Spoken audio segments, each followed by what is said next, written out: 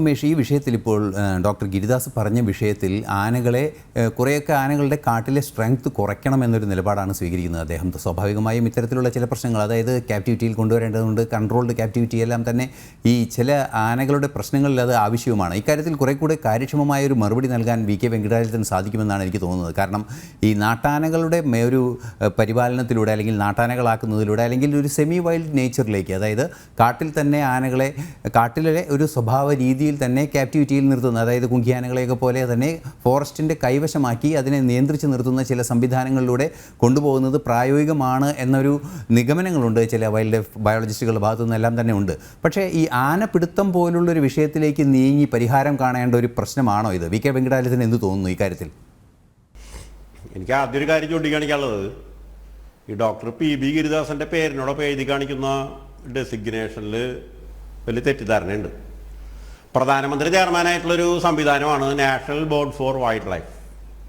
അതിൽ ഗിരിദാസൻ അംഗമാണെന്ന് ഇന്നലെ ഇറങ്ങിയിട്ടുള്ള അവരുടെ നോട്ടിഫിക്കേഷനിൽ പോലും പരാമർശമില്ല. എൻ്റെ അറിവിൽ പി.ബി. ഗിരിദാസൻ എന്ന് പറയുന്ന സംസ്ഥാന മൃഗസംരക്ഷണ വകുപ്പിലത്തെ ഉദ്യോഗസ്ഥൻ സംസ്ഥാന മൃഗക്ഷേമ ബോർഡിൽ, ആനിമൽ വെൽഫെയർ ബോർഡിൻ്റെ ഒരു നോമിനി മാത്രമാണ്.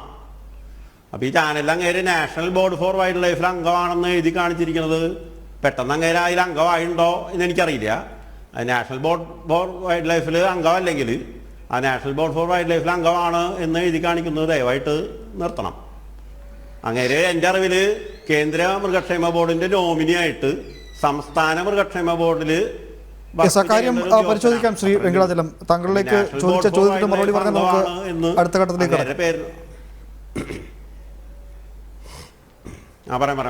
പറയാം. അതെന്താ വെച്ചാൽ, ഈ കേന്ദ്ര സർക്കാർ കഴിഞ്ഞ മാസം പോലും പുറത്തിറക്കിയ ഒരു നോട്ടിഫിക്കേഷനിൽ പറയുന്നത് ആനകളും മറ്റു വന്യജീവികളും കാടിൽ ജീവിക്കാൻ പര്യാപ്തമായ സാഹചര്യം ഉണ്ടാക്കലാണ് ഭാരത സർക്കാരിൻ്റെ ഔദ്യോഗിക നയം. ആനകളും വന്യജീവികളും കാടിൽ ജീവിക്കാനായിട്ട് ദൈവം ജന്മം നൽകിയിട്ടുള്ളതാണ്. കാടിൽ ജീവിക്കാൻ ജന്മം നൽകിയിട്ടുള്ള ആനകളെ യാതൊരു കാരണവശാലും നാട്ടിൽ കൊണ്ടുവന്ന് പീഡിപ്പിച്ച് അവയെ മനുഷ്യൻ്റെ നിയന്ത്രണത്തിലേക്ക് കൊണ്ടുവരിക എന്നുള്ളത് കേന്ദ്ര സർക്കാരിൻ്റെ നയമല്ല.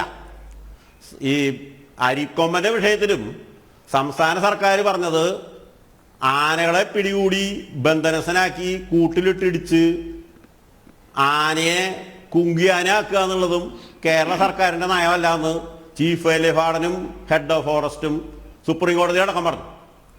പക്ഷേ അതിനെതിരെ മന്ത്രി ഇവരെ പ്രകോപിപ്പിച്ചിട്ട് അതിനെ വീണ്ടും കുങ്കിയാനയാക്കണം എന്ന് പറഞ്ഞപ്പോൾ സുപ്രീം കോടതി പറഞ്ഞത് ഇതേ ഉദ്യോഗസ്ഥന്മാർ തന്നെയുള്ള അവർ പറഞ്ഞിട്ടുള്ള കാര്യം വെച്ചിട്ടാണ് ആനയെ അരിക്കൊമ്പനെ തുറന്നു വിടാൻ പറഞ്ഞത്.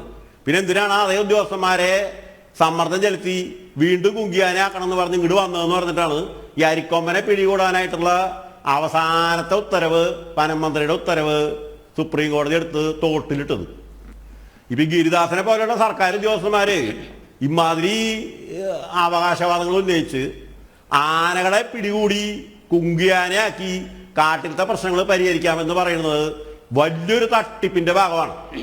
ഇവർക്ക് ആനകളിൽ പലവിധ മരുന്നുകൾ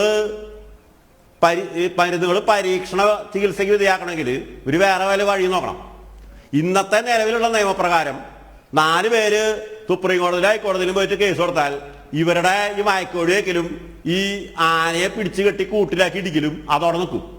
ഇപ്പോൾ അരിക്കൊമ്പൻ്റെ കാര്യത്തിൽ കണ്ടുല്ലോ, ഇവിടുത്തെ ഡോക്ടർമാരും ഇവിടുത്തെ വെറ്റിനറി ഡിപ്പാർട്ട്മെന്റും ഇതിന് സപ്പോർട്ട് ചെയ്തിട്ട് സംസ്ഥാന സർക്കാർ സുപ്രീം കോടതിയിൽ നാണം കെട്ടും. ഈ ഗിരിദാസനെ പോലുള്ള ഡോക്ടർമാര് ഇനിയെങ്കിലും വന്യജീവികൾക്ക് ആവശ്യമുള്ള രീതിയിലുള്ള സ്ഥലത്ത് ജീവിക്കാനായിട്ട് അനുവദിക്കുന്ന രീതിയിൽ സർക്കാർ ശമ്പളം വാങ്ങിച്ചാൽ മതി. സർക്കാർ ശമ്പളം വാങ്ങിച്ച് കഴിച്ചിട്ട് ആനകളെ പിടികൂടി കുങ്കിയാനകളാക്കി മാറ്റണം എന്ന് പറയുന്നത് ദയവായിട്ട് ഇവർ നിർത്തണം. എന്താ കാരണം എന്ന് വെച്ചാൽ, ഇവർ പിടികൂടാനായിട്ട് വയ്ക്കുന്ന മയക്കുവെടി, ഈ മയക്കുവെടിയിൽ ഉപയോഗിക്കുന്ന മരുന്ന് എക്സ്പയറി ഡേറ്റ് കഴിഞ്ഞതാണോ അല്ലയോ എന്നുള്ളതിന് യാതൊരു അന്വേഷണമോ റിപ്പോർട്ടോ ഇതുവരെ വന്നിട്ടില്ല. എന്താ കാരണം എന്ന് വെച്ചാൽ, മയക്കുവെടിത്തോക്ക് ഇവർ വാങ്ങിച്ചു വെച്ചിട്ടുള്ള കുറേ കാലം മുന്നെയാണ്. അതിനോടൊപ്പം കിട്ടുന്ന മരുന്നാണ് ഇവർ ഉപയോഗിക്കേണ്ടത്. സാധാരണ ഈ മയക്കുവെടിത്തോക്കൊക്കെ സാധാരണ യൂറോപ്യൻ കൺട്രീസിൽ ഉപയോഗിക്കുന്നവർ പറഞ്ഞത് അവർക്ക് കൊടുക്കണ മയക്കുവെടിത്തോക്ക് തന്നെയാണ് ഇവിടെ വരുന്നത്. 6 മാസം കഴിഞ്ഞാൽ അവർ ഈ തോക്കും അതിനോടുള്ള മരുന്നും തിരിച്ചയക്കും.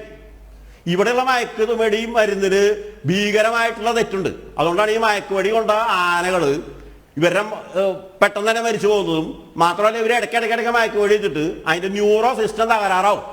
അതുകൊണ്ട് ഇനി ഒരു ആനയും മയക്കുവെടി വയ്ക്കാൻ ഞങ്ങളുടെ അടക്കമുള്ള സംഘടനകൾ സമ്മതിക്കില്ല. മാത്രമല്ല എല്ലാ കോടതിയിലും പോയിട്ട് ഞങ്ങൾ തടയും. ഗിരിദാസനെ ആനയെ മയക്കുവെടി വയ്ക്കാൻ താല്പര്യം ഉണ്ടെങ്കിൽ ഇന്ത്യക്ക് പുറത്ത് പോയിട്ട് വേടി വെച്ചോ. ഞങ്ങൾ ഇവിടെ ജീവിച്ചിരിക്കുന്നിടത്തോളം കാലം, കേരളത്തിലും ഇന്ത്യയിലും വന്യജീവി സംരക്ഷണ പ്രവർത്തകർ ജീവിച്ചിരിക്കുന്നിടത്തോളം കാലം കേരളത്തിന് ഒരു ആനയും മയക്കുവെടി വയ്ക്കാൻ ഞങ്ങൾ സമ്മതിക്കില്ല. മാത്രമല്ല ഇന്ന് ഈ വയനാട്ടിൽ അവിടുത്തെ സഭാധ്യക്ഷന്മാർ പറയുന്നത് വൻ തട്ടിപ്പാണ്. ഇന്നലെ കാലത്ത് ഈ ആള് മരിച്ചപ്പോ അവിടുത്തെ പോലീസുകാരും ജോസരും സെക്കൻഡ് സാറ്റർഡേയുടെ ഉറക്കം കഴിഞ്ഞ് എഴുതിട്ട് വന്നില്ലേ, അവര് ഇന്നലെ കാലത്ത് എനിക്ക് വന്ന് അവിടെ എല്ലാവരെയും പിടിച്ചു നിർത്തിയപ്പോ ഈ ആന ഉള്ളിലേക്ക് കയറിപ്പോയില്ലേ. അതുപോലെ ഉദ്യോഗസ്ഥന്മാര് എമർജൻസിയിൽ എങ്ങനെ ആക്ട് ചെയ്യണമെന്ന് നിയമത്തിന് പറഞ്ഞിട്ടുണ്ട്. അതുപ്രകാരം ഇവര് രാവും പകലും ഉദ്യോഗസ്ഥന്മാരും RRTയും വനംവകുപ്പ് ഉദ്യോഗസ്ഥന്മാരും പോലീസും ശ്രദ്ധിച്ചാൽ ഇറങ്ങി വരുന്ന ആനയെ മയക്കുവെടി വെക്കാതെയും വെടിവെക്കാതെയും കാടിനുള്ളിലേക്ക് കയറ്റി വിടാൻ പറ്റും. അതിൽ നടന്നിട്ടുള്ള പരാജയം കൊണ്ടാണ് ഇന്നലെ അവിടെ ആള് മരിച്ചത്. മാത്രമല്ല ചില വീഡിയോസ് നോക്കുമ്പോൾ ഈ മരണപ്പെട്ട മനുഷ്യൻ അയാളുടെ ഒപ്പമുള്ള ആളുകള് ഈ ആനയെ പ്രകോപിപ്പിച്ചുകൊണ്ടാണ് ആന തിരിച്ചു വരുന്നത്.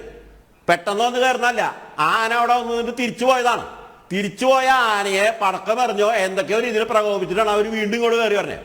കയറി വന്നിട്ടാണ് ഈ ഒരാള് ആനയുടെ മുമ്പിൽ നിന്ന് ഓടി മാറാൻ രക്ഷപ്പെടാത്തതുകൊണ്ട് അയാൾ മരിച്ചു പോയത്. അതിനുള്ള നഷ്ടപരിഹാരം കൊടുക്കലൊക്കെ സർക്കാർ ചെയ്തോട്ടെ.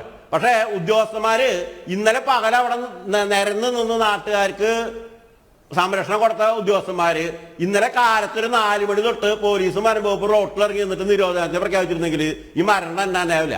ഗിരിദാസനെ പോലുള്ള ഉദ്യോഗസ്ഥന്മാര് ദയവായിട്ട് ഇനി ആനയെ മയക്കുവെടി വെച്ച് പിടിക്കണമെന്ന് പറയരുത്. ഞങ്ങൾ അങ്ങനത്തെ നീക്കങ്ങൾ ഞങ്ങൾ കോടതിയിൽ പോയിട്ട് ഞങ്ങൾ ശക്തമായിട്ട് എതിർക്കുന്നു. മാത്രമല്ല അതല്ല ഇതിനുള്ള പരിഹാരം.